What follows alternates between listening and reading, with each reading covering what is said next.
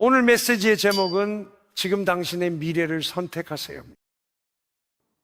지금 당신의 미래를 선택하세요. 그리고 오늘은 제가 몇 주 동안 계속해서 말씀드렸던 주제, 즉 경주를 달리는 것에 대해 이야기하려고 합니다. 우리가 지금 어떻게 경주를 달릴지, 어떻게 달릴지 결정하는 것, 혹은 아예 달릴지 말지 결정하는 것, 이 모든 것이 중요합니다. 우리 모두는 지금 각자의 미래를 선택하고 있습니다. 이 삶에서든 다음 삶에서든 우리는 그것을 선택하고 있습니다. 잠깐만 요약을 하고 그 다음에 더 나아가고 싶습니다. 히브리서 12장을 다시 보겠습니다. 1, 2절입니다. 이처럼 구름 같은 증인들에 둘러싸인 우리는, 여기서 증인이란 11장 믿음의 전당에 기록된 에녹, 모세, 사라 등 하나님을 믿고 큰 일을 행한 이들을 뜻합니다. 여인들은 죽은 자를 부활로 다시 맞이하게 됐습니다. 그러니까 그에 대해 이야기하고 있는 겁니다. 우리는 우리보다 앞서간 사람들에게 둘러싸여 있습니다. 그들은 우리보다 먼저 이 땅에서 살았고 자기 경주를 달렸으며 이기는 자들이었습니다. 우리가 그들에게 둘러싸여 있다고 했는데 이것이 우리에게는 증거가 되는 위대한 증인들의 구름입니다. 그래서 그는 우리에게 모든 무거운 것과 쉽게 우리를 얽매는 죄를 벗어버리자고 말했습니다. 우리는 모두 죄가 무엇인지 알고 있습니다. 그리고 무게들은 나쁜 것이 아닐 수도 있지만 우리를 느리게 만드는 것들입니다. 본질적으로 나쁜 것은 아닐 수 있지만 우리 삶에서 하나님의 뜻을 이루는 데 방해가 됩니다. 그래서 그는 그것들을 내려놓으라고 했습니다. 그리고 그는 우리 앞에 놓인 경주를 인내로 달리자고 말했습니다.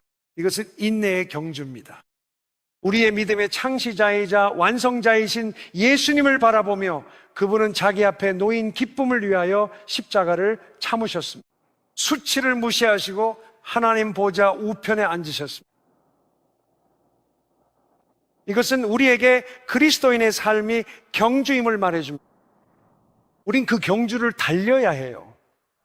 인내하며 방해되는 건 다 버려야죠. 자세한 건 4주 전 내용을 확인해 보세요. 우리가 이 시리즈를 시작했고 그 부분에 대해 더 깊은 계시를 얻으실 수 있습니다.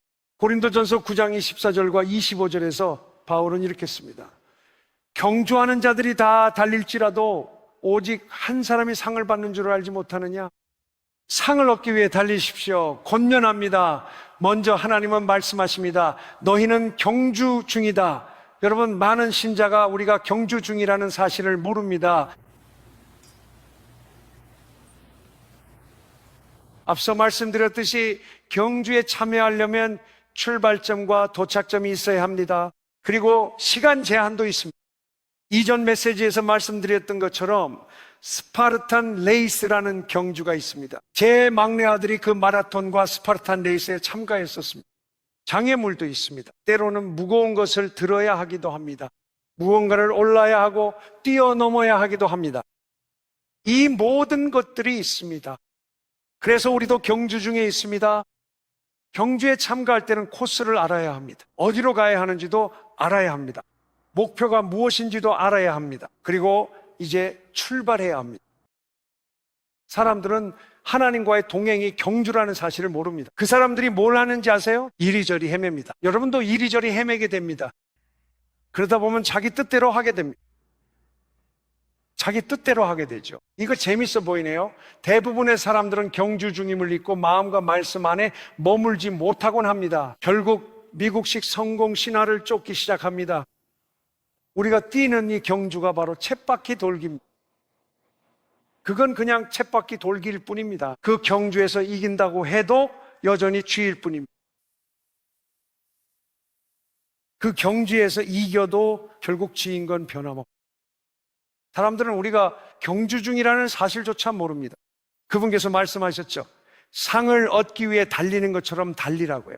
상을 위해 경쟁하는 사람은 모든 일에 절제합니다. 그건 곧 자기 절제, 자기 부인을 의미하죠.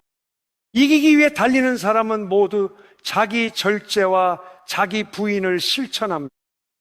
사실 우리가 그런 훈련에 익숙하지 않다면 그 말이 벅차게 느껴질 수도 있어요. 여러분께 격려의 말씀을 드리고 싶어요. 지금 있는 자리에서 할 수 있는 작은 것부터 시작하세요. 나는 자기 절제를 많이 할 수 없어 라고 생각할 수도 있죠. 할 수 있는 만큼의 자기 절제를 실천하세요. 저는 평생 대부분을 운동하고 건강을 유지하려고 노력해왔어요. 그래서 헬스장에 갑니다. 일주일에 3번 가려고 노력하죠. 그리고 항상 그게 저에게 큰 축복이 돼요. 정말 말씀드리자면 제가 헬스장에서 정말 많이 살이 찐 분이나 아니면 정말 마른 분을 볼 때가 있어요. 그리고 그분들이 헬스장에 들어와서 남들이 어떻게 생각하든 신경 쓰지 않고 그냥 운동하는 모습을 보면 저는 그런 분들을 보면서 당신은 진정한 영웅이에요 라고 생각합니다. 정말 대단하죠? 정말 상관없어요. 알다시피 그냥 시작하면 돼요. 그냥 시작해서 그 자리에서 계속 버티세요. 그분은 자기 절제를 실천하라고 했죠. 제가 믿을 수 없을 만큼 축복받은 삶이라는 제목으로 메시지를 전한 적이 있는데요. 우리는 하나님께서 이기는 자들에게 예비하신 놀라운 영원한 축복들에 대해 다뤘습니다. 혹시 그걸 기억하시는 분 계신가요? 혹시 못 들으셨다면 그 메시지를 꼭 들어보세요. 유튜브에 믿을 수 없을 만큼 축복받은 삶이라는 제목으로 올라와 있습니다. 다시 한번 상기시키자면 경주에는 출발점이 있습니다. 여러분은 태어났죠? 그리고 다시 태어납니다. 이제 진짜 경주가 시작되는 거예요. 그렇죠? 이 경주는 죽음이나 주님의 재림 중 먼저인 때 끝납니다. 목표는 무엇일까요? 그 목표는 요한복음 17장 4절과 6절에 나와 있습니다. 예수님이 뭐라고 하셨는지 기억나시죠? 예수님을 바라보라고 하셨습니다. 그분은 믿음의 창시자이자 완성자이십니다. 우리는 그분을 따라야 합니다. 베드로는 그분의 본을 따라 발자취를 따르라 했습니다. 예수님은 사역을 마치고 십자가 전 이렇게 기도하셨습니다. 아버지께서 내게 하라고 주신 일을 내가 다 이루었습니다. 그리고 예수님께서 4절과 6절에서 이렇게 말씀하셨습니다. 내가 아버지를 영화롭게 했고 내가 나타냈습니다. 예수님께서 말씀하셨습니다. 내가 아버지의 이름을 나타냈습니다. 여기서 이름이란 성품과 본성을 의미합니다. 그래서 예수님께서는 자신의 경주를 마치시고 하나님의 오른편에 앉으셨을 때 2가지를 하셨습니다. 예수님께서 하신 일은 이것입니다. 예수님은 자신을 거룩하게 구별하셨습니다. 요한복음 17장 19절에 예수님은 말씀하셨죠. 내가 그들을 위해 나를 거룩하게 하니 그들도 진리로 거룩해지게 하소서. 예수님은 세상에서 자신을 거룩해 하셨고 사람들은 그분 곁에서 아버지를 보았습니다. 빌립이 아버지를 보여달라자 예수님은 나를 본 자가 아버지를 본 것이라며 생애 끝에 아버지 제가 다 이루고 주의 이름을 알렸습니다라고 하셨습니다. 그래서 우리도 심지어 인생의 끝에 이르기 전이라도 우리는 이렇게 말할 수 있어야 합니다. 아버지, 주님의 은혜로 내가 어디를 가든 그리스도를 나타내고 있습니다. 주님의 은혜로 저를 돕는 자, 사랑하는 자, 축복하는 자, 주는 자, 세워주는 자로 만들어 주셨습니다. 내가 어디를 가든 사도들이 말했듯이 그리스도의 향기가 퍼져나갑니다. 그래서 그것이 우리의 목표입니다. 이것은 과정입니다.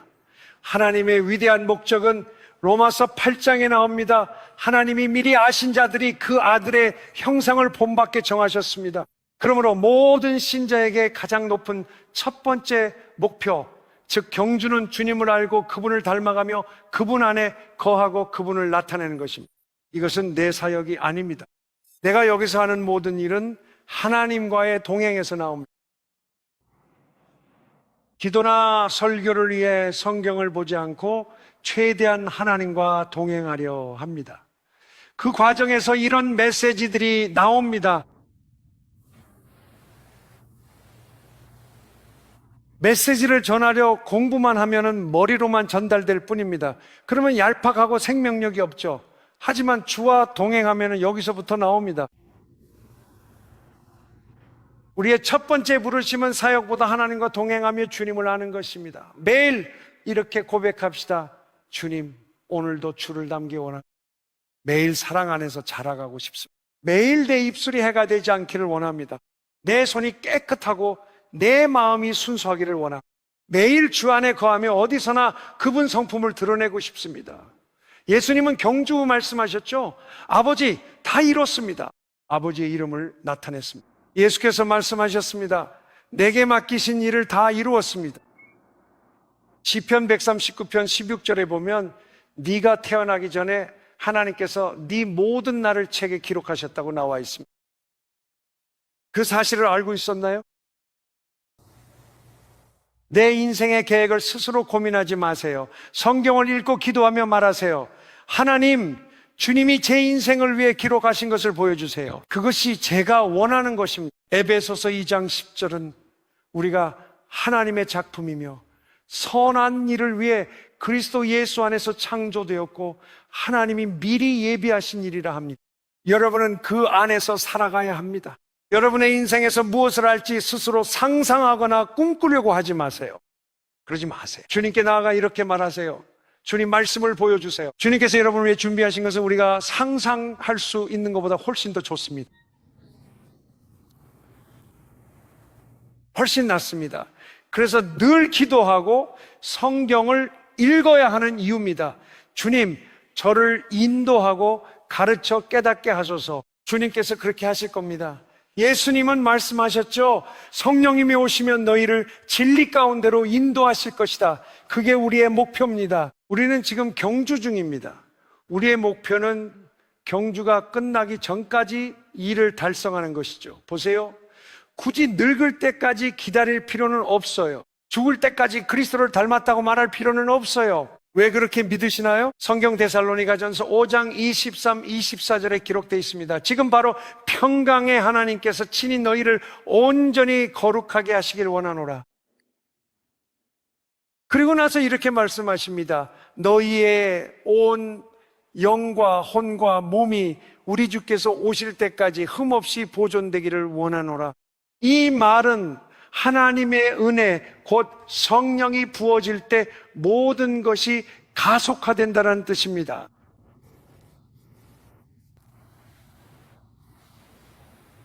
하나님께서는 사람들이 그리스도 안에 거하기 시작하도록 끊임없이 그분 안에 거하도록 하실 수 있습니다. 그리고 그분은 여러분을 지켜주실 수 있습니다. 여러분이 그분 안에 거하게 되면 그분이 오실 때까지 여러분을 흠없이 지켜주실 것입니다. 자, 그렇지 않나요? 그게 바로 목표입니다. 그래야 다음 단계에서 목적을 이루고 하나님 나라를 받을 수 있습니다. 두려워하지 마라. 작은 무리야. 너희 아버지께서 너희에게 그 나라를 주시기를 기뻐하신. 그래서 우리는 달리고 있는 경주에 대해 말했습니다. 경주에는 목표가 있고 극복해야 할 장애물들이 있습니다. 그렇죠? 즉 원래 힘들게 되어 있다는 뜻입니다. 하지만 하나님께서는 우리에게 새 힘을 주시는 시간도 주시죠. 그렇지 않나요? 경주 중간에 체크포인트와 자격 요건이 있어요. 우리가 지금 있는 단계에서 통과하지 못하면 절대 다음 단계로 갈 수 없습니다. 이건 성경으로도 증명할 수 있습니다. 이걸 다 설명하려면 또 다른 강의가 필요하겠지만요. 하지만 예수님께서도 이런 것들을 가르치셨습니다. 들을 귀 있는 자에게는 더 많이 주어진다고 하셨죠. 즉 하나님께서 지금 누군가에게 하라고 하신 일을 우리가 행하기 전까지는 더 많은 것을 주시지 않는다는 뜻입니다. 저는 지금 이 순간 아무도 알아주지 않는 곳에서 주님께 충성하고 부지런히 하나님을 사랑하고 기쁘시게 하려고 최선을 다하는 법을 배울 때까지 그랬습니다. 성경에서 예수님이 말씀하신 들을 귀가 있다는 것은 듣고 행하라는 뜻입니다. 그러니 지금 하나님께서 저에게 하라고 하신 것을 듣고 행하기 전까지는 다음 단계로 갈 수 없습니다. 이것도 경주의 한 부분입니다. 이제 인간의 경주, 즉 세상에서의 경주는 전부 속도가 중요하죠. 그렇죠? 하지만 하나님의 나라에서는 그렇지 않습니다. 우리는 순종함으로 전진합니다. 네, 하나님의 뜻을 알고 말씀하고 무게가 되는 것들, 심지어 좋은 것일지라도 하나님의 온전한 뜻이 아니라면 내려놓는 것입니다. 그것들을 내려놓고 하나님의 온전한 뜻에 예라고 대답하세요. 이것이 전진하는 방법입니다. 하나님과 시간을 보내는. 어쨌든 장애물들이 있습니다. 시간의 제약도 있습니다. 아멘. 자, 여기서 또 뭐가 있는지 볼까요? 그러니까 우리의 목표는 그분을 알고 사랑하고 그분 안에 거하며 그분이 정하신 일들을 행하는 것입니다. 이제 우리는 하나님의 나라의 가치관이 세상의 가치관과 다르다는 것을 이해해야 합니다. 누가복음 16장 15절에서 예수님께서 말씀하셨습니다. 사람들에게 높임을 받는 것은 하나님 보시기에는 가증한 것이다. 이 세상의 가치관은 정반대입니다. 왜냐하면 이 세상의 임금은 사탄이기 때문입니다. 그래서 그는 욕정, 탐욕, 물질주의, 명성, 자아, 교만, 자기 과시, 자기 방종을 조장합니다. 이것이 바로 사탄이 조장하는 것들입니다. 하나님은 세상이 귀히 여기는 게 당신께는 가증하다 하셨습니다. 하나님 나라의 위대함은 세상에서 대접받지 못하지요. 가장 부유한 사람, 예를 들어 마태복음 23장 11절 말씀처럼 하나님 나라에서 가장 큰 자는 모든 이의 종이 된 사람입니다. 하나님 나라에서 가장 위대한 사람은 가장 큰 영향력을 가진 사람이 아닙니다. 사역이 가장 크다고 위대한 것은 아닙니다. 진정 위대한 사람은 그리스도를 닮은 사람입니다. 그가 천국에서 가장 큰 자입니다. 예수님은 심판날에 우리가 놀랄 것이라 하셨는데 나중된 자가 먼저 되고 먼저 된 자가 나중되기 때문입니다. 우리 경주에서 이를 명심해야 합니다. 왜일까요? 하나님 나라의 가치를 이해하지 못하면 우리는 경주를 시작하지만 잘못된 방향으로 달리게 됩니다. 자, 모든 사람이 부자가 되는 건 아닙니다. 물질적으로 부유하면서 동시에 하나님 나라에서도 부유할 수 있습니다. 하지만 세상에서 우리가 부자라고 여기는 사람이 하나님의 눈에는 가난할 수도 있습니다. 풍성한 수확을 거둔 이의 비유를 기억하시죠? 그는 정말 축복받았구나라며 가진 게 참 많다고 했습니다. 내 곳간을 헐고 더 큰 곳간을 지어야겠다. 거기에 다 쌓아두자. 내 영혼에게 영혼아 많이 가졌으니 먹고 마시며 즐기자 했다. 하지만 하나님은 어리석은 자여 오늘 밤 내 영혼을 도로 찾으리라 하셨습니다. 그러면 이 모든 것이 누구의 것이 되겠느냐고 하셨죠. 그리고 주님께서 말씀하시길 하나님께 부유하지 않은 자들은 이와 같다고 하셨습니다. 이 내용은 라오디게아 교회에 보낸 편지에서도 다시 볼 수 있습니다. 그들은 부족함 없는 부자라 했으나 예수님은 가난하고 헐벗었다고 하셨습니다. 그러니 우리가 경주를 달린다면 사람들의 시선이 아니라 하나님의 눈에 부유한 자가 되기를 원해야 합니다. 사람들이 어떻게 생각하느냐가 중요한 게 아니죠. 이거 정말 좋은 말 아닙니까? 세상에서는 우리가 서두르며 경주를 하지만 하나님의 나라에서는 하나님의 뜻을 찾는 것이 경주하는 방법입니다. 에베소서에서는 때를 살아 날이 악하니라고 말씀하셨죠. 그리고 그 다음 구절에서 우리가 어떻게 때를 사야 하는지 알려줍니다. 바로 하나님의 뜻을 찾는 것입니다. 그러니 우리가 경주를 하고자 할 때 더 초조해지고 더 서두르며 스스로를 지치게 해야 한다는 뜻이 아닙니다. 진정하세요. 사실 주님을 기다리는데 더 많은 시간을 쓸수록 더 빨리 나아가게 됩니다. 여호와를 앙망하는 자는 독수리처럼 날개치며 올라간다고 합니다. 당신은 영 안에서 다른 모든 사람들보다 더 높이 더 멀리 나아가게 될 것입니다. 그렇다면 왜 기다려야 할까요? 기다림 속에서 우리는 지시를 받습니다. 기다림 속에서 우리는 계시를 받습니다. 기다림 속에서 우리는 임파테이션을 받습니다. 기다림 속에 성령으로 충만해지며 우리가 이기는 경주는 하나님의 일을 그분의 방식과 가치관, 우선순위와 뜻대로 하는 것이죠. 에베소서에서는 세월을 아끼라 하죠. 때가 악합니다. 시간 낭비 말란 뜻입니다. 왜일까요? 우리는 경주 중에 있습니다. 저는 경주가 끝났을 때 내가 하나님께서 그리스도를 온전히 이루지 않으셨다면요, 나는 아직 덜 익은 상태입니다. 왜일까요? 나는 다른 무언가를 쫓으며 내 사역을 키우려고 애썼기 때문입니다. 저기 미련한 처녀들이에요. 그들은 등불은 있었지만 기름이 없었습니다. 등불은 여러분의 사역입니다. 그들은 사역에만 집중했고 내면에는 집중하지 않았습니다. 경주를 위해선 주님의 뜻을 알아야 하지요. 성경은 세월을 아끼며 주님의 뜻을 깨달으라 했습니다.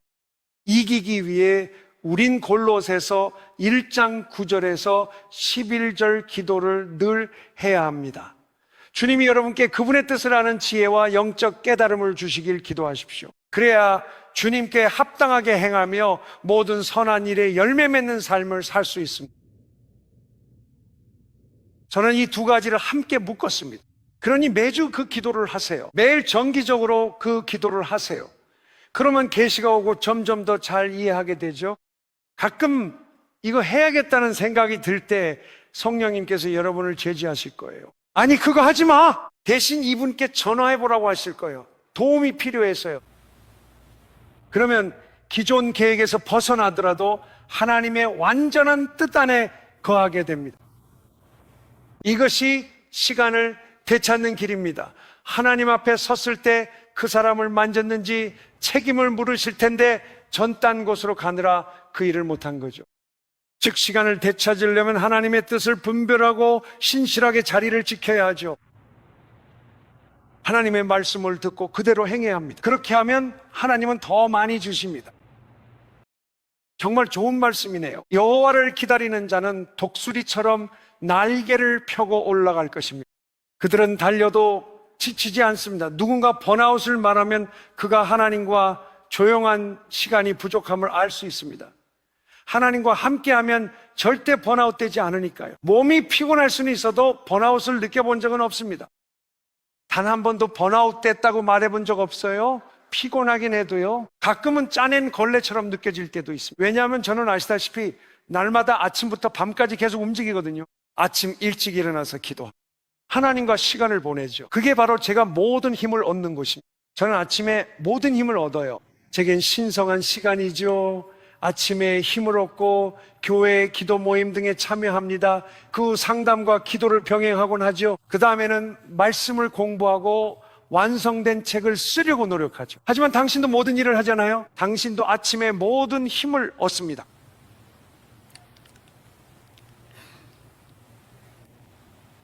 그러니 하나님을 기다리는 거죠. 자연스러운 식은 나는 기도할 시간 없어라는 거예요. 할 일이 정말 많거든요. 반대예요. 할 일이 많으니 오늘 아침엔 더 기도할게요.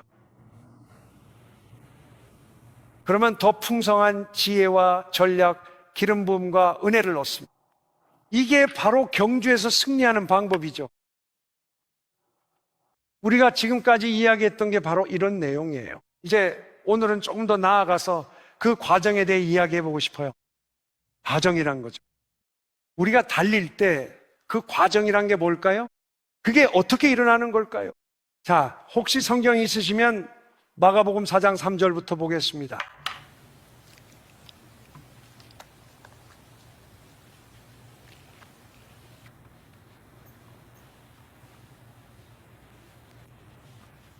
마가복음 4장 3절입니다. 이 비유는 정말 흥미로운데 예수님께서 말씀하시길 이 비유를 이해하지 못하면 다른 비유들도 이해할 수 없다고 하셨거든요. 이 한 가지 비유가 성경 전체를 이해하는 열쇠입니다. 예수님이 말씀하신 씨 뿌리는 자의 비유입니다. 이 내용은 나중에 직접 설명해 주실 것입니다. 그런데 여기서 뿌리는 것이 무엇이냐면 바로 이것입니다. 하나님의 썩지 않는 말씀의 씨앗입니다. 동의하시죠? 베드로도 말했듯이 우리는 썩어질 씨로가 아니라 썩지 않는 하나님의 말씀으로 거듭났다고 했습니다. 하나님의 말씀입니다. 이제 말씀이라는 것은 곧 생각입니다. 말은 곧 생각입니다. 무언가를 생각하고 그걸 말로 표현하는 거죠. 그러니까 하나님의 생각이 말씀의 형태로 우리 마음에 들어오는 것, 그게 바로 씨앗이에요. 우리의 마음이요, 그게 바로 밭입니다. 알겠죠? 씨를 뿌리러 나갔습니다. 씨를 뿌리는데 어떤 씨는 길가에 떨어져서 공중의 새들이 와서 먹어버렸습니다. 어떤 씨는 흙이 많지 않은 돌밭에 떨어졌습니다. 흙이 깊지 않아서 곧 싹이 났습니다. 하지만 해가 뜨자 뿌리가 없어서 타버렸습니다. 그래서 말라버렸죠. 또 어떤 씨는 가시덤불 사이에 떨어졌습니다. 가시가 자라서 그 싹을 막아버려 열매를 맺지 못했습니다. 하지만 어떤 씨는 좋은 땅에 떨어졌습니다. 그 씨는 자라서 30배, 60배, 100배의 열매를 맺었습니다. 그게 바로 우리의 인생입니다. 보세요. 내가 내 인생을 제대로 살지 않으면 결국 30배나 60배에 머물게 됩니다. 하지만 내가 이 경주에서 이기면은 100배의 열매를 맺게 됩니다. 자, 네 부류가 있었죠. 어떤 사람들은 마귀가 빼앗아 갔습니다. 그건 사라진 겁니다. 그 부류는 아예 받지도 못했어요.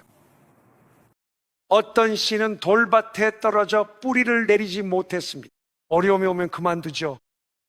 어떤 사람들은 기쁨으로 받지만 인생의 걱정이 그것을 막아버립니다. 기도할 시간이 충분하지 않아요? 내 삶이 너무 바빠서 다 막혀버렸죠. 다른 사람들은 좋은 땅에 떨어져 말씀을 지킵니다. 각각 30배, 60배, 100배의 결실을 맺습니다. 우리는 바로 이것을 살펴볼 겁니다. 왜일까요? 예수님께서 그들에게 말씀하셨습니다. 들을 귀 있는 자는 들으라. 나중에 같은 장에서 제자들이 주님, 이 비유를 저희에게 설명해 주시겠습니까? 라고 물었습니다. 참고로 누가복음 8장에서도 예수님께서 같은 비유를 말씀하셨습니다. 그리고 열매를 맺는 밭은 선하고 좋은 마음이라고 하셨죠. 좋은이라는 것은 동기가 바르다는 뜻이죠. 누가복음 8장은 열매 맺을 밭이 좋은 마음이라 하죠. 그래서 마가복음 4장 13절 그들은 설명을 청했습니다. 예수님이 말씀하셨다. 이 비유를 이해 못하느냐? 그러면 다른 비유를 어떻게 알겠느냐? 그렇다면 모든 비유를 어떻게 이해하겠느냐? 자, 잠깐 이것을 살펴봅시다. 예수님이 말씀하신 것은 우리가 믿는 자로서 이것을 이해하지 못한다면 열매가 맺히는 방식, 하나님의 나라가 자라는 방식은 말씀을 듣고 그 말씀을 붙잡아 열매를 맺는 것이라는 겁니다. 이걸 제대로 이해하지 못하면 성경의 나머지도 이해하지 못할 거라고 하셨습니다. 우린 이걸 알아야 합니다. 열매를 맺으려면 말씀의 사람이 돼야죠. 남녀노소 누구나 그렇습니다. 주님은 나를 사랑해 내 말을 지키는 자에게 자신을 나타내겠다고 하셨습니다. 우리가 이것을 이해해야 한다고 하셨습니다. 씨 뿌리는 자는 말씀을 뿌리는 것입니다. 즉 씨가 곧 말씀입니다. 길가에 뿌려진 이들은 이렇습니다. 말씀이 뿌려질 때의 사람들입니다. 말씀을 듣자 사탄이 와서 마음에 뿌려진 말씀을 빼앗아가고 그들은 전혀 신경 쓰지 않았죠. 알다시피 사탄이 그냥 즉시 빼앗아가 버립니다. 그냥 사라져 버린 거죠. 이와 같이 돌밭에 뿌려진 자들도 있습니다. 그들은 말씀을 듣자마자 기쁨으로 받지만 그들 자신 안에 뿌리가 없어서 잠시 동안만 견딜 수 있습니다. 뿌리는 말씀을 묵상함으로써 생깁니다. 말씀을 얻으려면 그렇게 해서 뿌리를 내리는 것. 대충 읽어서는 안 됩니다. 시편 1편처럼 말씀을 주야로 묵상해야 시냇가 나무처럼 뿌리가 깊어집니다. 뿌리가 아래로 뻗어 물을 흡수하고 그 나무는 제때 열매를 맺는다고 했습니다. 그러니까 묵상하는 게 중요합니다. 말씀을 읽는 것도 좋지만 만약 땅이 딱딱하다면 비가 와도 그냥 흘러내릴 뿐이에요. 하지만 천천히 내리는 비는 계속해서 내리죠. 천천히 스며들면서 땅이 부드러워집니다. 그러니까 일주일에 한 번, 한 달에 3번 교회에 가고 가끔 성경을 읽는다면 말씀이 제대로 스며들지 않습니다. 말씀을 인용할 수는 있지만 그게 당신의 삶을 변화시키지는 않습니다. 뿌리가 없기 때문이죠. 충분한 시간이 필요합니다. 말씀을 묵상하는 사람은 그 말씀이 깊이 내려갑니다. 말씀이 내 안에 들어오는 거죠. 그래서 주님을 기다리는 자들, 주님을 기다리며 말씀을 읽고 기도하며 기다리는 겁니다. 그때 뿌리가 내려가요. 예수님께서 말씀하셨습니다. 그들에게는 뿌리가 없다. 한난이나 박해가 말씀 때문에 일어나면 곧 넘어집니다. 이들은 가시떨기 가운데 뿌려진 자들입니다. 이들은 말씀을 듣는 자들입니다. 세상 염려와 재물의 유혹, 기타 욕심이 들어와 말씀을 막아 결국 결실하지 못하게 합니다. 이것이 우리 모두에게 가장 큰 위험입니다. 여러분과 저 우리 모두에게 마찬가지입니다. 우리는 늘 삶의 압박 속에 삽니다. 부모, 목사, 기술자, 의사 등 각자의 역할이 있고 해야 할 일들이 많기 때문입니다. 우리 모두에게는 책임이 있습니다. 그리고 우리가 올바른 우선순위를 세우지 않으면 그런 염려들이 우리를 압도하게 될 것입니다. 이 속임수에 넘어가지 마세요. 저는 할 일이 너무 많아요. 오늘 나중에 하나님과 단둘이 시간을 좀 가져야지라고 생각합니다. 하지만 그것이 우리가 경주에서 이기는 방법이 아닙니다. 우리는 예수님을 바라봐야 합니다. 우리는 예수님을 따라야 합니다. 베드로는 예수님을 본받아 그 발자취를 따르라고 했습니다. 예수님은 이런 새벽 외딴 곳에서 기도하셨습니다. 왜냐하면 문을 나서는 순간 세상은 온갖 욕으로 가득 차 있기 때문입니다. 이미 마음의 만나를 채워두어야 합니다. 성령으로 충만해야 합니다. 그렇지 않으면 하루 종일 짜증만 내게 될 거예요. 맞아요. 저도 가끔 그런 사람들을 만난 적이 있는 것 같아요. 솔직히 그건 우리 모두에게 도전이죠. 저한테는 항상 그래요. 저도, 우리 모두, 당신도요. 때로는 다른 사람들을 서운하게 할 때도 있죠. 가끔은 그 모임에 갈 수 없을 때도 있죠. 모든 걸 다 할 수는 없어요. 모든 사람을 만족시키려 하면 하나님을 기쁘시게 할 수 없습니다. 그래서 제가 말씀드리고 싶은 건 경주를 달린다는 건 우선순위를 정하는 것이라는 거예요. 우선순위를 정하세요. 하나님과 단둘이 시간을 보내며 기도로 도움을 구하세요. 하루를 주님께 내려놓고 이렇게 말씀드리세요. 주님, 이것저것 할 일이 참 많습니다. 주님, 이걸 어떻게 하나요? 어떻게 해야 하는지 보여주세요. 주님께서 그렇게 해주실 겁니다. 성령님이 여러분의 코치로서 여러분을 인도해 주실 거예요. 성령님은 여러분을 승리로 이끄실 겁니다. 성령님과 함께하면 그분께서 이거는 거절하고 저건 수용하라고 알려주십니다. 이건 지금 저건 나중에 하라 하실 겁니다. 성령님을 따르면 승리로 이끄시죠. 그러니 경주에서 이긴다는 거, 즉 여러분이 그렇게 할 때 하나님의 뜻을 할 때 평안할 수 있습니다. 서두르면 일을 망친다는 게 아니에요. 우선순위를 정하는 것이 중요합니다. 우선순위를 정하고 시간을 아껴 써야 합니다. 그래서 내 인생에서 가장 중요한 우선순위는 주님과 조용히 방해받지 않고 단둘이 시간을 보내는 것입니다. 휴대폰은 가져가지 마세요. 노트북도 가져가지 마세요. 저도 최근에 한 기사를 읽었어요. 거기서 말하길 누군가가 집중해서 몰입하는 상태에 들어가면은 뇌가 익은 신경학적으로도 사실이에요. 여러분도 그게 어떤 느낌인지 알잖아요. 그 몰입의 상태에 들어가면 거기에 완전히 빠져들게 되죠. 기도에 깊이 들어가고 말씀에 깊이 잠기면 마치 지금 다른 세상에 있는 것 같은 느낌이 들어요. 그렇죠? 정말로 다른 세상에 있는 거예요. 하나님이 말씀하고 계십니다. 마음의 찔림도 느끼고요. 진실로 하나님의 말씀은 믿는 여러분 안에서 효과적으로 역사합니다. 말씀이 일을 합니다.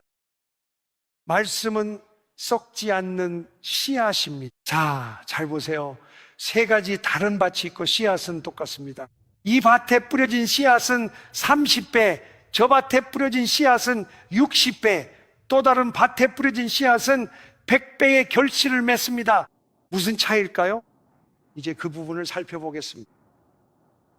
좋아요. 말씀만으론 부족함을 보여주는 또 다른 성경 구절입니다. 함께 따라합시다. 말씀만으로는 일이 되지 않습니다. 마가복음 4장 16절입니다.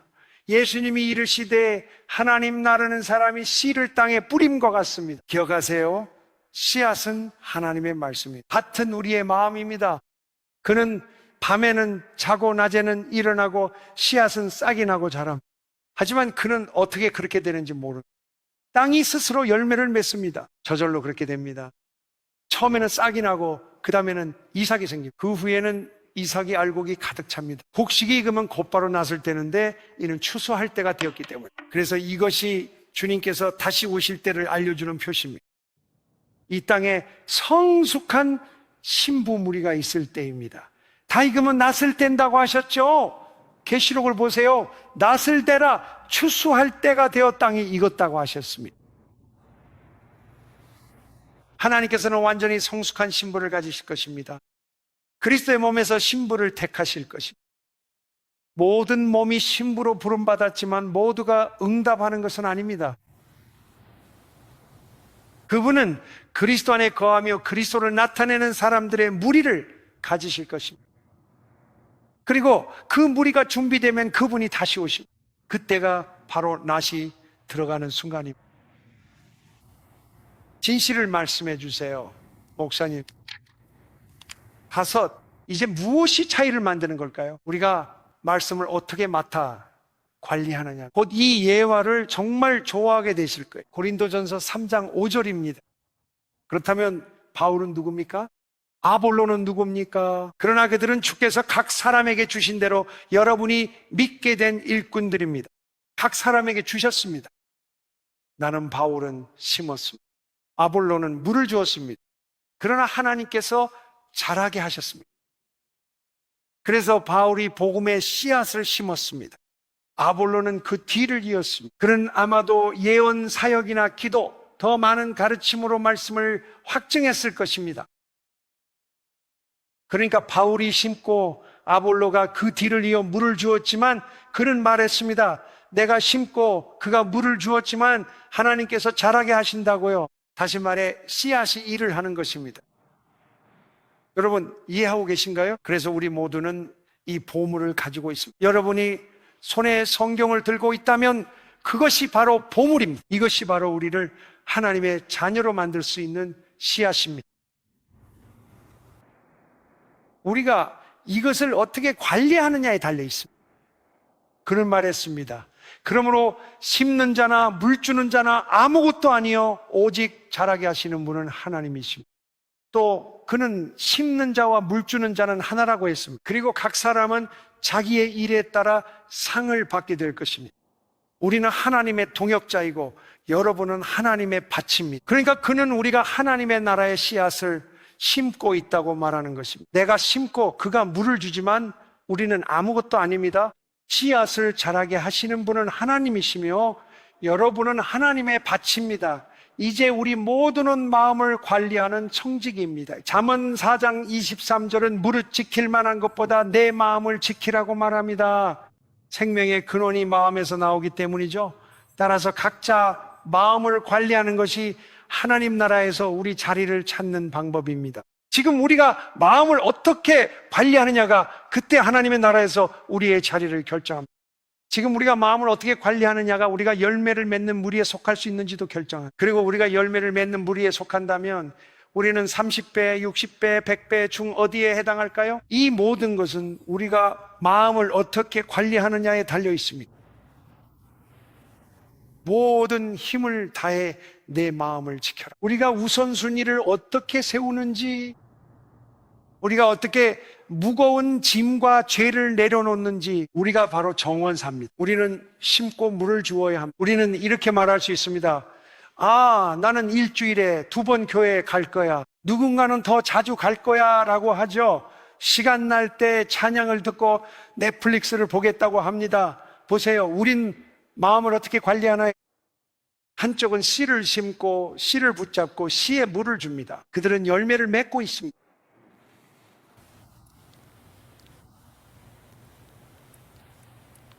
말씀은 여러분의 영혼을 구원할 수 있습니다. 다가올 시대에 우리가 머무르게 될 수준은 지금 우리가 선택하는 수준입니다. 목표를 세우고 우선순위를 정하고 온 마음을 다해 하나님을 사랑하는 것. 지금 여러분께 하나의 비유를 말씀드리고 싶습니다. 몇 주 전에 이 부분을 곰곰이 생각하다가 이 비유가 떠올랐습니다. 몇 년 전이었는지 정확히 기억은 안 나지만 2011년 이전이었습니다. 왜냐하면 2011년이 마지막으로 했던 해였거든요. 제가 매년 필리핀에 가기 시작했기 때문인데 항상 토마토를 키우는 시기와 겹쳤어요. 아마도 2006년쯤이었던 것 같은데 흥미로운 광고를 하나 봤어요. 저는 사실 집에서 직접 키운 게 아니면 토마토를 별로 좋아하지 않아요. 정말 큰 차이가 있거든. 하나는 맛없는 물덩어리고 다른 하나는 정말 맛있어요. 그렇죠? 그리고 집에서 직접 키운 토마토로 만든 브루스케타만큼 맛있는 건 없어요. 바질이랑 마늘, 모짜렐라 치즈를 넣고요.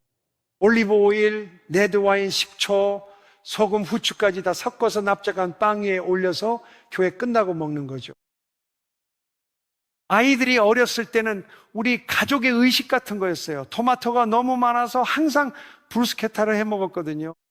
목요일 저녁 예배 끝나고 집에 오면 온 가족이 부엌에 모여서 호밀 크리스프 크래커에 브루스케타를 올려 먹었어요.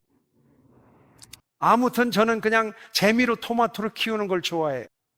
흥미로운 광고를 하나 봤어요. 어스박스라는 건데요. 여러분 중에 아는 분도 있을 거예요. 지금 그걸 보고 있는데요. 이 어스박스가 토마토 열매를 10배 더 많이 맺게 해준다고 써 있더라고요. 사진도 보여주고 저는 저게 진짜일까 생각했죠.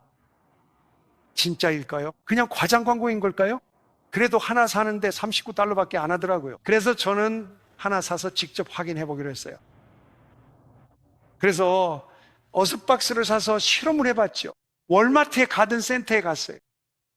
월마트에 갈 때마다 항상 누군가를 만나는데, 아무튼 이 얘기는 그만할게요. 딴 길로 새니까 우선 순위가 중요하죠. 그래서 작은 토마토 모종 4개를 샀어요. 이렇게 작은 것들로요. 그리고 2개는 우리 집 마당에 심었어요. 거긴 물도 있고 비료도 주고 햇빛도 잘 들죠.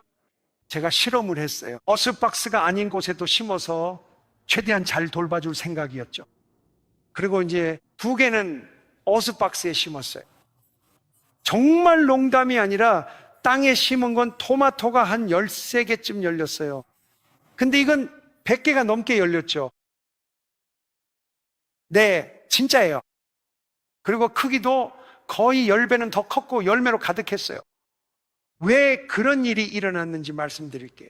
그리고 이게 우리가 하나님과 동행하는 삶에 어떻게 적용되는지도 말씀드릴게요. 알겠어요? 이분들은 전문 재배자들이고 어떻게 하면 가장 잘 자랄 수 있는지 연구했어요. 그들이 한 일은 어스박스를 이용해서 씨앗이 24시간 내내 자랄 수 있는 환경을 만든 거예요. 이 사람들이 말하길 땅에 심으면 스프링클러가 켜지거나 아침 저녁으로 물을 줄 때만 자란다는 거예요. 물을 주면 조금 자라고 그 다음에 멈춰요. 그리고 다음에 물을 줄 때까지 정말 천천히 자란대요. 자, 그래서 여기서 그들이 한 일을 설명해 볼게요. 박스에 대해 설명하겠습니다. 아이패드가 있어서 화면에 그려보려고 했는데 집에서 테스트 해보니까 박스 하나 그리는 것도 힘들더라고요. 그래서 메시지에 방해가 되고 싶지 않았어요. 그래서 뭐랄까, 여러분이 아시는 아무튼 3차원 박스 말이에요. 그려보다가 지우고 결국 포기했어요. 그냥 어떻게 생겼는지 말로 설명할게요. 그러니까 이 정도 크기의 박스를 상상해 보세요. 이 정도 크기요. 딱딱하고 날씨에도 강한 플라스틱으로 만들어졌어요. 알겠죠? 박스는 이 정도 크기예요. 박스의 약 3분의 2쯤 내려간 곳에 스크린이 하나 있는데 두꺼운 플라스틱 재질이고 그 위에 흙이 올라가요. 스크린에 난 구멍들은 물이 통과할 수 있을 만큼 크지만은 흙이 빠져나갈 정도는 아니에요. 알겠죠? 그게 안에 들어가는 거예요. 이제 박스 안쪽을 볼게요. 스크린 바로 아래 대략 1점이 2cm 정도 아래에 박스 옆면에 구멍이 하나 있어요. 박스 위쪽에서부터 PVC 파이프가 하나 있는데 그걸로 물을 붓는 거예요. 근데 그 파이프가 바닥까지 내려가서 아래에서부터 위로 물을 공급하게 돼요. 마치 타락 이전처럼 물이 땅에서부터 올라오는 거예요. 그래서 이제 여기 사용 방법이 있어요. 박스를 분갈이 흙으로 가득 채우는 거예요. 그리고 어떤 종류의 비료를 써야 하는지도 알려줘요. 토마토에는 특정한 pH가 필요하고 옥수수에는 또 다른 pH가 필요해요. 그 다음에 깊이 5cm, 포 5cm 정도의 고랑을 파고 거기에 비료를 부어요. 그리고 흙을 촉촉하게 적셔줘요.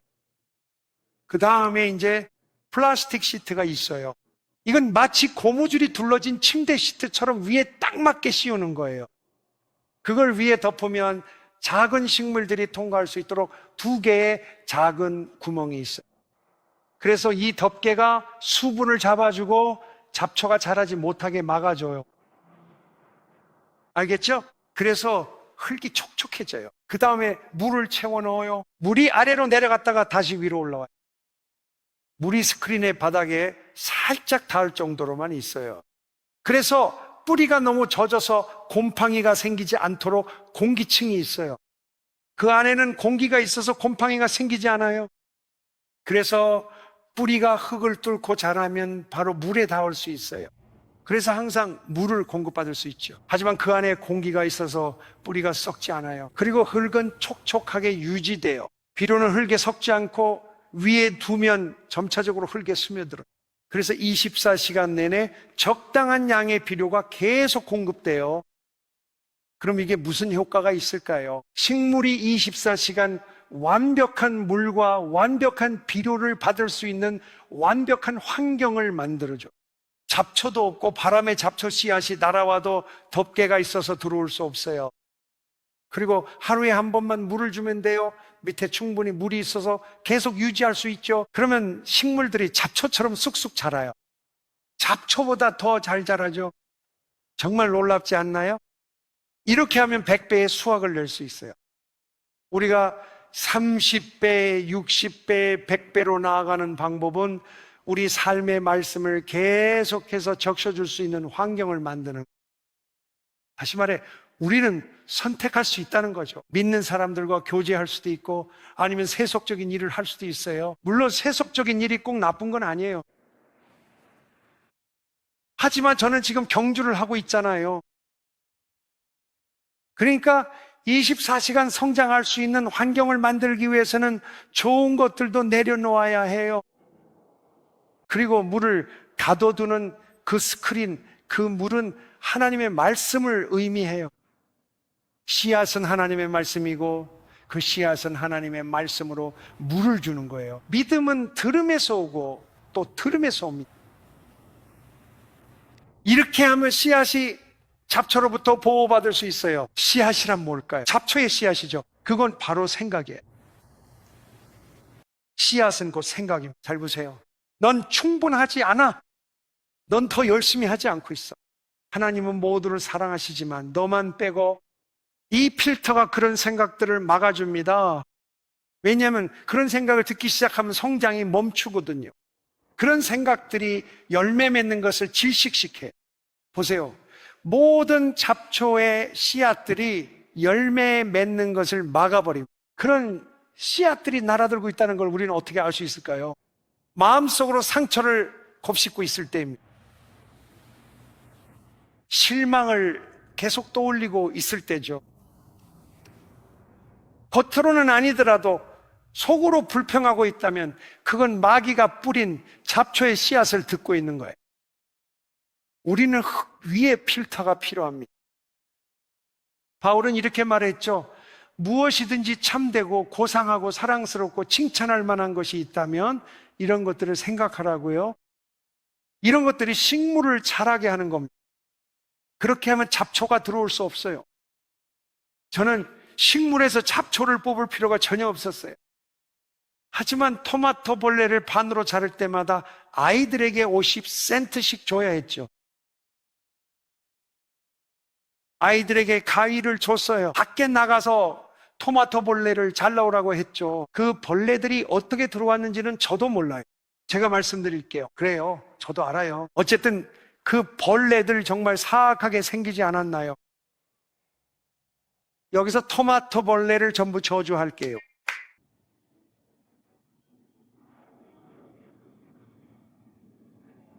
지금 무슨 일이 일어나고 있을까요? 제가 거기 있다는 건 아니지만 우리 모두가 가고 있는 방향이 바로 여기입니다. 우리 모두 이 방향으로 가고 있어요. 잘 보세요. 저는 곰곰이 생각했어요. 주님, 우리가 어떻게 환경을 만들 수 있을까요?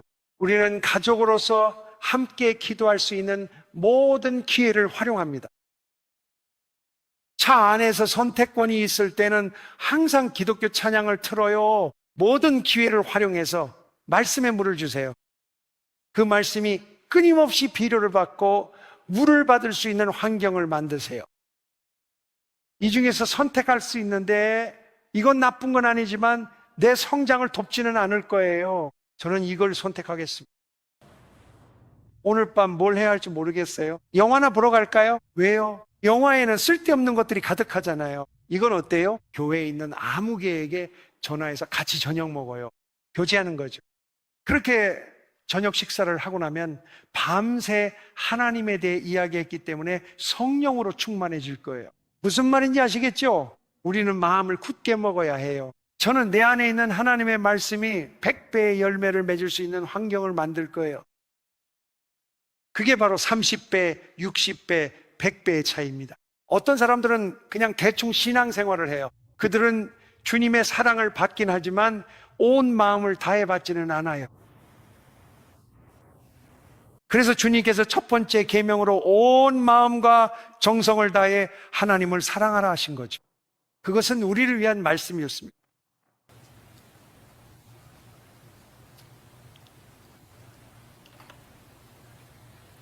잘 들어보세요. 이 부분을 계속 다뤘고 수년간 노력해왔습니다. 아직 부족하지만 전보다 나아졌습니다. 데살로니가 전서 5장 16절에서 18절 말씀이죠. 준비됐나요?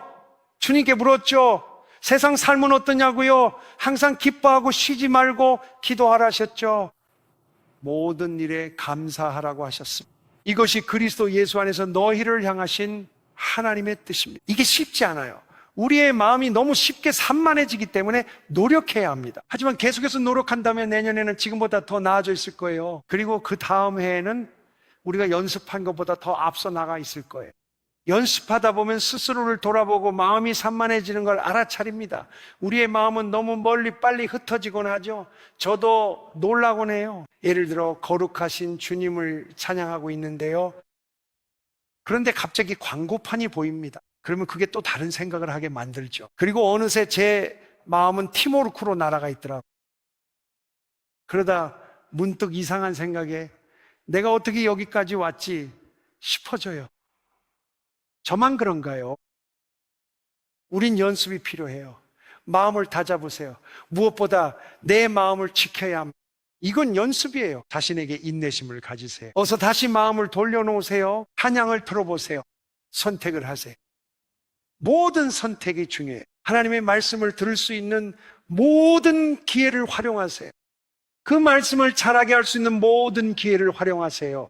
내 마음을 지키세요. 잡초의 씨앗이 들어오면 그것을 알아차리세요. 하나님의 지식에 대항하여 스스로 높아지는 모든 생각과 상상을 무너뜨리세요. 그게 바로 흙 위에 덮는 필터예요. 우리는 그 필터가 꼭 필요해요. 많은 사람들이 그 필터가 없어요. 하나님의 말씀을 마음에 담아도 한 주 내내 잡초가 들어와요. 한 주 내내요. 누가 나를 아프게 했는지 계속 생각해요. 어떤 실망스러운 일이 있었는지 생각. 왜 나는 더 많은 관심을 받았을까? 왜 나는 무시당했을까? 왜 그런 일이 일어났을까? 왜 이런 일이 생겼을까? 열매가 없어요.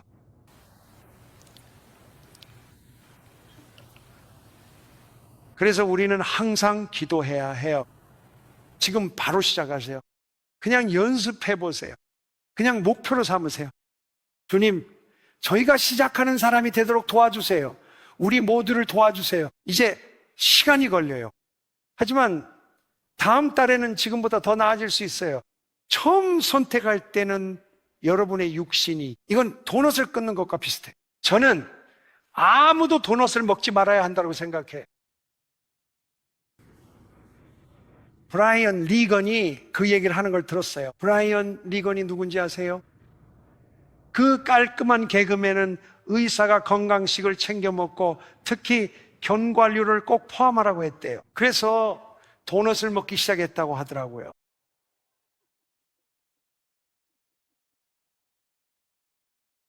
사람들은 자기 육신을 정당화할 방법을 찾아내요. 하지만 때로는 그게 어렵죠. 도넛을 끊으려고 할 때 처음에는 하고 싶다가도 아니라고 말하면 할수록 점점 더 쉬워져요. 하나님을 예배하기 시작하세요. 말씀을 묵상하기 시작하세요. 선택을 하세요. 저는 시간이 좀 남아요. 교회에 있는 누군가에게 전화해서 같이 점심 먹자고 해볼까요? 믿는 사람들과 교제할 때마다 주 안에서 함께 모여 교제하면 더 강해진 자신을 발견하게 될 거예요. 자, 솔직히 말해보세요. 그게 바로 그런 의미예요. 우리는 그런 환경을 만들어야 해요. 그렇게 해서 우리가 경주에서 이기는 거예요. 오늘은 이 정도면 충분한 것 같아요. 성경 한 구절 더 보겠습니다. 골로새서 3장 16절입니다. 그리스도의 말씀이 풍성히 거해 모든 지혜로 시와 찬미와 신령한 노래로 서로 가르치고 권면하십시오. 찬송은 말씀의 노래입니다. 항상 기뻐하고 쉬지 말고 기도하며 범사에 감사하라는 말씀은 늘 찬양하라는 뜻입니다. 여러분은 차 안이나 샤워 중 직장 등 어디서나 언제든 마음으로 찬양하며 연습할 수 있습니다. 이건 연습할 수 있는 거예요. 제가 한 남자를 봤는데 그의 이름은 샘찰라드라이예요. 저는 그와 함께 인도에서 여러 번 선교 여행을 했어요. 그리고 그 사람은 항상 기뻐하라는 말씀을 정말 실천하고 있었어요. 왜냐하면 제가 그와 함께 있었거든요. 우리는 인도 전역을 여행했어요. 저는 밤낮으로 그와 함께 있었죠. 그가 회의에 있거나 뭔가를 하지 않을 때마다 아침에 일어나면 항상 하나님과 시간을 보냈어요. 샘과 함께 있으면 언제나 그 안에서 뭔가가 계속 움직이고 있었어요. 가만히 들어보면 그는 하루 종일 항상 노래하고 멜로디를 만들고 감사하고 있었어요. 저는 그와 함께 8시간 동안 기차를 탔어요. 내내 그의 옆에 앉아 있었는데 그는 계속 노래하고 멜로디를 만들고 있었죠. 아시다시피 아시아 기차 좌석은 이 정도로 좁아요. 그래서 거의 반쯤은 좌석에 앉아 있고요. 나머지 반은 통로 쪽으로 삐져나와 있어요. 이렇게 8시간을 보내는 거죠. 그가 바로 옆에서 이렇게 환하게 웃고 있어요. 그저 하나님을 예배하고 찬양하는 거예요. 우리도 그렇게 될 수 있어요. 우리도 그렇게 될 수 있어요. 주님, 저희를 도와주세요. 저희가 그런 환경을 만들 수 있도록 도와주세요. 주님, 지금 저와 함께 기도해 주시겠어요? 주님, 저희가 올바른 선택을 할 수 있도록 도와주시겠어요? 주님, 저희가 나쁜 것이 아니라 좋은 것을 볼 수 있도록 도와주세요. 나쁜 것은 쉽게 보여요. 저희가 내려놓을 수 있는 좋은 것들을 볼 수 있도록 도와주세요. 그리고 저희가 노래하고 감사하고 먹이고 피로를 주고 물을 줄 수 있도록요. 주님, 저희의 마음이 그 흙상자와 같아지게 해주시길 기도합니다. 주님, 저희도 그렇게 만들어주세요. 주님, 말씀이 일을 하십니다. 우리가 환경을 만들면 말씀이 일을 하십니다. 그러니 주님, 제 목소리를 듣는 모든 사람이 하나님의 말씀이 우리 안에서 자랄 수 있는 환경만 만든다면 100배의 열매를 맺을 수 있습니다. 아버지, 은혜를 구합니다. 주님, 저희를 도와주세요. 저는 또한 이것을 매일 저 자신을 위해 기도합니다. 저는 매일 기도하며 말합니다. 주님, 오늘 저에게 기도의 영과 찬양의 옷을 입혀주시겠습니까? 그래서 하루 종일 제 마음속에 노래와 기도가 샘솟게 해주세요. 하나님, 우리 모두에게도 그것을 허락해 주세요. 주님, 불평이나 원망 대신 그런 잡초 씨앗들을 뽑아내게 도와주소서. 저희가 감사하며 주님을 찬양하게 하시고 주님의 말씀을 잘 관리하는 청지기가 되게 도와주소서. 아버지, 하나님, 모든 선한 성장을 주께 드립니다. 주님이 그 근원이시기 때문입니다. 예수님 이름으로 모든 영광 돌리며 다 함께 하나님을 찬양합시다.